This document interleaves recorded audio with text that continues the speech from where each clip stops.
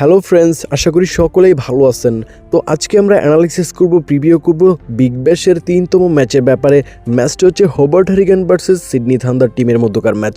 তো যেই মাঠে আজকে ম্যাচটি হবে, কত রান হতে পারে, মাঠের গড় এবং দুই টিমের খুঁটিনাটি, head to head record, recently from দুই টিমের যে প্লেয়ার, সব কিছু কিন্তু এই ভিডিওতে প্রিভিউ এবং অ্যানালিসিস করব এই ম্যাচের পুরো। তো ভিডিওটা সম্পূর্ণ দেখলে এই ম্যাচ সম্পর্কে ভালো একটা অ্যানালিসিস কিন্তু পেয়ে যাবেন এবং ভালো অ্যানালিসিসটা কাজে লাগিয়ে এই ম্যাচ থেকে কিন্তু ভালো প্রফিট কিন্তু আপনি করে নিতে পারবেন। তো চলুন আমরা প্রথমে অ্যানালাইসিস করি মাঠ দিয়ে এই ম্যাচে কোন মাঠে খেলাটি হবে এবং কত রান হতে পারে আজকের এই ম্যাচের মধ্যে। আজকের ম্যাচটি হোবার্ট হারিকেনের ঘরের মাঠে হবে এবং ঘরের মাঠে হওয়াতে তারা হোম গ্রাউন্ডের যে বেনিফিটটা সেটা কিন্তু পেয়ে যাবে। তো এখানে দেখতে পারবো বিলিভার ওভালে কিন্তু আজকে ম্যাচটি হবে। এই মাঠে কিন্তু এই সিজনে বিগ ব্যাশে কোনো ম্যাচ হয় নাই। গত সিজনে এখানে 7টা ম্যাচ হয়েছিল।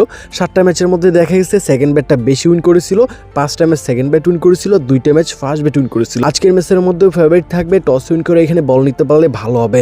তার পাশাপাশি এখানে যদি রানের মধ্যে যাই, আমরা দেখতে পারবো এই মাঠে কিন্তু আপনার মোটামুটি স্টেবল যে রানটা সেটা হয়ে থাকে 150 থেকে 60 রান প্লাস কিন্তু প্রায় ইনিংসেই হয়ে থাকে অ্যাভারেজ গড়ে, এবং রানটা যেটা সেটা কিন্তু হাই স্কোরিং না হলেও মোটামুটি যেই আপনার স্টেবল যে রানটা সেটা কিন্তু দেখা যায়। রিসেন্টলি একটা ম্যাচে গতবার বিগ ব্যাশে এখানে 182 রান হয়েছিল, তার আগে ম্যাচটার মধ্যে 173, তার আগে ম্যাচটার মধ্যে 154।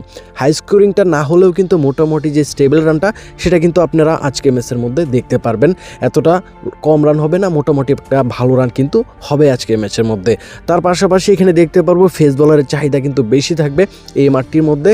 যে টিমে ভালো মানের ফেস ইউনিট থাকবে তারা কিন্তু এই ম্যাচে ভালো করবে, কারণ এখানে স্পিনারদের তুলনায় ফেস বলারের চাহিদা কিন্তু বেশি। ফেস বোলাররা বেশি ভালো করে থাকে স্পিনারদের তুলনায়। তো ওভারঅল দিক থেকে দেখতে গেলে হোম গ্রাউন্ডে যে সাপোর্টটা সেটা হোবার্ট হারিকেন টিম পেয়ে যাবে।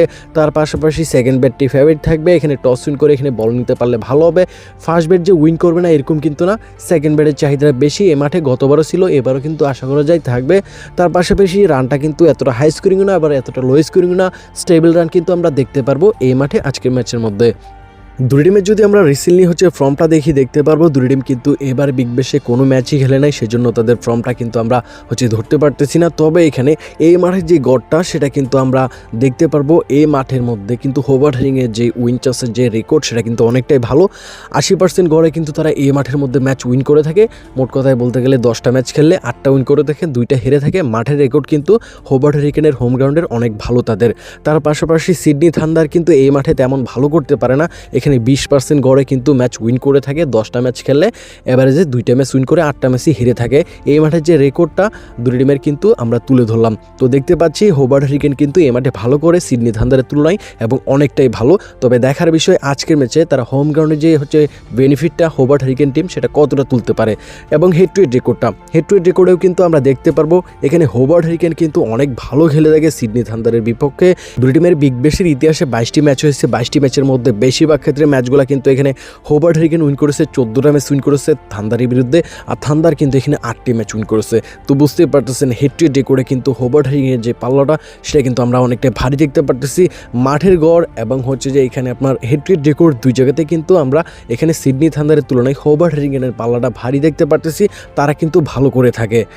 আজকের ম্যাচের দুই টিমের প্রিভিউ এবং অ্যানালাইসিস, তার পাশাপাশি উইন চান্সের দিকে গেলে দেখতে পারবো আজকের ম্যাচের মধ্যে কিন্তু আপনার হোবার্ট হারিকেনের যে উইন চান্সটা সেটা বেশি থাকবে, পাবলিকের ডিমান্ডটাও বেশি থাকবে, অনলাইনের রেটটাও কিন্তু বেশি থাকবে, তারা ফেভারিট থাকবে।